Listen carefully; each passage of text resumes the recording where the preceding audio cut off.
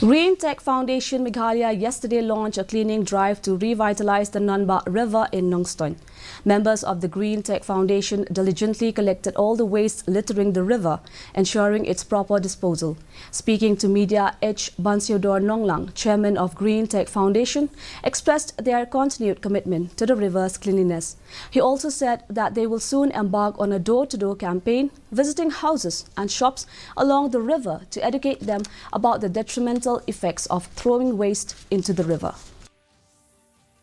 Pi, teka BOD ka pH value jong ka wa non ba hang ne ngong pi kam dei ka baka ka jabo hadu ka takta dangam bakla gi don ki catchment hadu arpo teli ki ba contribute ka wa non ba ba wa non dei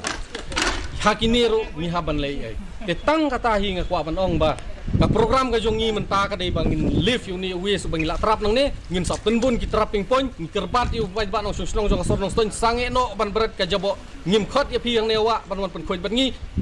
ay ngi jing kersan tang da ba pi sange no ban berat jabo.